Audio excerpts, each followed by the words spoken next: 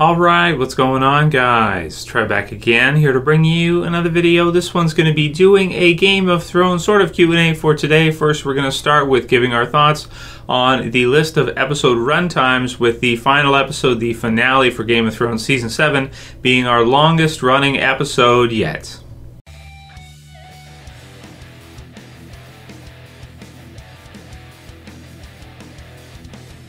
And I'll put the link in the description for you guys to Watchers on the Wall, so you can go ahead and take a look at the rest of the episodes for Game of Thrones Season 7. It's crazy that we're almost halfway through now. We've got 4 episodes left, and then this season is over. But it does look like it's going to be, you know, a huge kind of finale for this season. No filler for the most part, and just really seeing the series start to wrap up with Season 8's 6 episodes being the final 6 of the series. That said, though, even though we only have another 4 episodes, a few of them are extended. We're getting to see some longer episodes this season, which I do like. They could shorten them, I suppose, and stretch the season to get an 8th and probably a 9th episode if they really wanted to, but I'm happy to hear they're bringing it to us sooner rather than making us wait and having it be later. So next week's episode, or this weekend coming up, which is episode 4, is going to be a 50-minute episode. So this one's going to be the shortest episode of this season. It's going to be more closer to what I would say their normal, runtime is, where it's under an hour, around 50 minutes, something like that. Most 1-hour block TV series that feature commercials, so not HBO series, they run typically 42 minutes with an introduction and sometimes credits. So to get even more than that is still extra. You're still getting longer than a regular running time episode for a regular TV series. So that's episode 4. Episode 5 is basically an hour. It's 59 minutes. So it's right on point with their hour block. So that one should be good. And the first couple episodes of this season were also 59. Episode 3 was extended to 63, a little bit over, but it was a pretty packed episode, and they really, put some big things in there at the end of episode 3, which just makes me really excited for the finale of the series, as we really see these different characters start to be, or closure for a lot of these different storylines that have been going out throughout the series with the Tyrells, for example. Then we've got episode 950, or episode 5, 59 minutes, episode 6, 71 minutes. So that's probably going to be our big episode for the season. If you think about prior seasons, our second last episode is usually, one of our big episodes. So like Battle of the Bastards was the second last episode. A lot of kind of the big battle episodes we've had before were our second last episodes for many of the seasons. So I think episode 6 in a few weeks from now is probably going to be the one to watch for. That's probably going to be the one where we might actually get to see, Daenerys and Cersei's forces, clash maybe once and for all. We'll have to see what happens with that. But that's going to be 71 minutes, really nice long episode, episode 6. Then the final episode for the season is going to be episode 7, is our longest running episode we've ever had for Game of Thrones. It's 81 minutes. So it's pretty much, if you think of 81 minutes, you're looking at like a double block for a regular TV series. 42, you're looking at 84, 81, you're almost there. So you're looking at basically, with no filler, episode 7, the finale for the season, being the longest episode ever, and the equivalent of 2 regular episodes of a regular TV series. So really exciting stuff to see this season wrap up. I can't wait to see what's going to happen and whether or not Daenerys is going to be successful against Cersei and her army. Be careful for spoilers and leaks out there, guys. I'm seeing a lot of stuff in the comments, people reporting. The night is dark and full of spoilers, right? So be careful for that. I don't know. I haven't read them. Some people are like, Joe, I think you read. No, I didn't. I haven't read any spoilers yet. I haven't read any leaks myself. So my predictions are raw. They're what I think is going to happen. If I'm right, great. They're not from spoilers, and so you guys can continue to watch the prediction videos and have fun with the videos in the channel. I'm not going to be. I don't want to ruin it for myself, because this is the end of Game of Thrones, and that's something I'd caution you guys on too. Any of you that have not gotten into the leaks or spoilers or things like that yet for this season, probably try to stay out of it. This is the finale for, one of the best TV series ever made, if not the best. You probably don't want to ruin it for yourself. So, and those of you who have read it, that's cool. I don't have anything against you, but if you could please, with regards to comments, keep it to yourselves. I'd really like to see kind of the finale for Game of Thrones without, having any major plot points or things spoiled. you know, it just takes away from the experience for something this epic to see the series wrap up. I don't want it to be spoiled in a YouTube comment. That's so lackluster for how great Game of Thrones is. So we will do some Q&A questions for today, and you guys can continue to send me your questions for Game of Thrones. Going to make lots more Game of Thrones videos this next month because, of course, it's, you know, one of the biggest TV series ever, and it's in its second last season here. So going to be very heavily concentrated on that for the next year or so, of course, with the channel when Game of Thrones wraps up. It's going to be sad to see it go. But, you know, I've been through it before with other series like Breaking Bad. You know, covered Breaking Bad when it was in its last couple of seasons there. And, you know, that was kind of sad to see that go too. But, yeah, we're definitely going to focus a lot on it because, you know, the endings of this series should be as epic, if not more epic, than Breaking Bad, depending on your taste. Depends what you like. Better fantasy versus, well, drug dealing, drug empire. Create Till Death says, Q&A Trev, am I the only one who laughs whenever Euron comes on screen? He looks like an emo rock star with the star-embossed black leather jacket and his silly attitude and vibe. He just does not fit the world for me. Too silly compared to anything we've seen in the Game of Thrones universe. Ramsey was a much more menacing villain. What are your thoughts? So that is true that Ramsey was super intimidating, super scary, and, you know, quite the psycho. He did enjoy hurting others as well, though, too. He was pretty sadistic as well, you know, cutting people's things off and, you know, like showing sausages and stuff. He's brutal. That's about as bad as it can get. Euron, at the same time, though, is he enjoys, obviously, what's happening right now. He's really having the time of his life. He's having a great time. You know, marching into King's Landing makes him hard when he's got Yara there and the others there, and he's like the victor and stuff.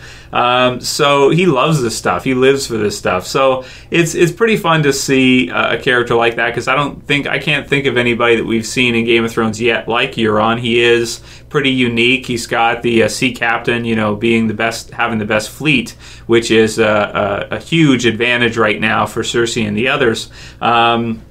With you know, Daenerys and everything that's going on. So I like Euron a lot. He is kind of funny. He's kind of silly in the things he says. He does come across as being a bit out of place, but I think the Greyjoys have always kind of been out of place. If you look at back to the prior seasons, like when Theon meets Yara again for the first time, they're always weird. You know, that's their thing. They're always out of place. They're always strange. But also, though, they're seamen, so they're not you know, like your regular you know, foot soldiers. They're different, and a lot of times they're dirtier, they're nastier, they're you know, they're different. They're a different breed, right? They're a different type of people. So you know, for him, I like Euron a lot. I think he's a lot more interesting than Balon was, and I'm really enjoying him as a villain right now. Even if you think, okay, he might not be that scary, but at least he is a villain that goes in right at the forefront with his men and fights in the battle with them when he doesn't have to. That's a cool kind of villain. He could just sit on one of his ships and allow his men to do all the dirty work and then, you know, walk in at the end. But no, he's like the first one as soon as it hits, and he's just like, you know, just illuminated with just so loving and enjoying this, you know, this battle and everything. So, yeah, I like Euron a lot, and I think you might be right that maybe he doesn't quite fit 100%, but that might also be because he's new and fresh, and that's why he doesn't fit, because he's a lot different than the others. And so far this season, I've been enjoying seeing Euron a lot as a villain. I think it's been great. Hunter Van Skyock says, also the actress who plays Ellaria said she will not be back on the show again. So her and Tyene are dead for sure. So that's something to hear. I mean, if you think about it, there's going to be so many things happening, you know, before the end of the series. There's probably going to be tons of character deaths. Right now we're seeing like one every episode, you know, like there's a lot of deaths happening very quickly.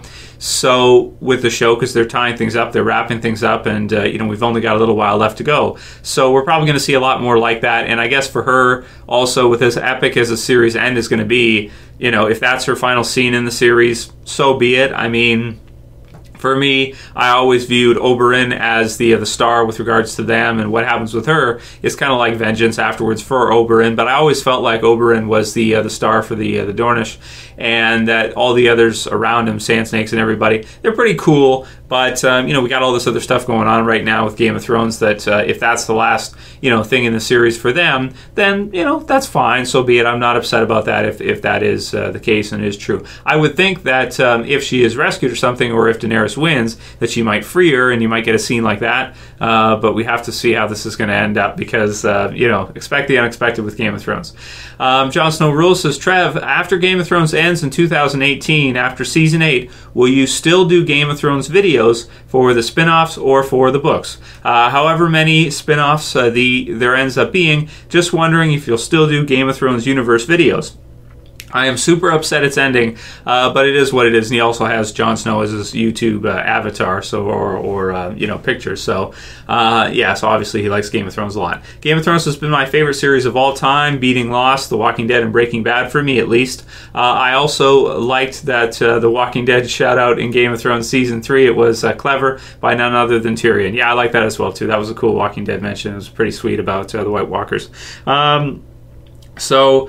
Will I still produce Game of Thrones videos after Game of Thrones ends? Well, of course, going to make quite a few when Game of Thrones is ending, but I also kind of listen to you guys as a whole. So it really depends what you guys want. I still made Breaking Bad videos for a while after Breaking Bad ended, but after about a year, there's not that much interest for a series that's ended, and that people they want to see new stuff. Like as new stuff comes out, they're going to want to see, you know, reviews for new series and things like that. And so we'll probably have to let it go after a while. But yeah, when Game of Thrones ends, I will make a lot of videos for it. You know, discussing the series. Maybe we'll do some top 10s. Maybe we'll do some favorite episodes, favorite characters. After everything's said and done, reflecting on the series, things like that. Doing a whole series review. So there'll be lots of stuff coming. But you know, unless they come up with a spin-off the next year, which I will cover. If they do a spin-off the very next year on HBO, I will do reviews for that, predictions, all that kind of stuff. But if they don't, then we'll have to see. The thing about the books is I don't have a lot of free time, and it takes a long time to read through the books and then produce the videos, you know, based on that afterwards. And if there's a lot of research involved, it can take days to try to get something together to make a particular video for you guys. And with that, it's kind of tricky because, you know, I have other stuff I got to do. Like I got to do Walking Dead. I'd love to do more Gotham and some other series that are on. People don't really care so much for some of those other series that I try to cover, but you know, I still enjoy to do it anyway. Stranger Things and Mr. Robot, all kinds of other stuff that's on. Fear the Walking Dead is another example. Better Call Saul is another example. So there's other stuff, right, of course. But, you know, Game of Thrones will always have a special place in my heart because I do think it is one of the best series ever made, objectively. I mean, objectively, if you're an adult, you watch Game of Thrones all the way through. I don't know how you can't be flabbergasted by the quality, by, you know, everything in the show, the acting, you know, the story. It's just the production value. It's just amazing. So I'm going to be really sad when Game of Thrones ends, but yes, I'm going to produce a lot of videos around that time. And for the spin-off series, you know, definitely going to cover that if it's, we'll see how good it ends up being. But yeah, definitely going to continue on. And we'll have to see what's left for the universe after that. But after about a year after it ends, probably this similar with Breaking Bad, I probably won't do too much for it, mostly spin-off related, as is the case with Better Call Saul. And that'll be it for today's video, guys. If you liked it, please thumb it up below. You can also share, you can favorite, and if you're new and you want to subscribe to the channel, click the button at the bottom left to subscribe. That's it for this Game of Thrones video today. Send me the rest of your guys' questions. Maybe we can do another one tomorrow or the next day. As always, it's Trev, and I'm saying peace. Later, guys. See you soon. You better subscribe.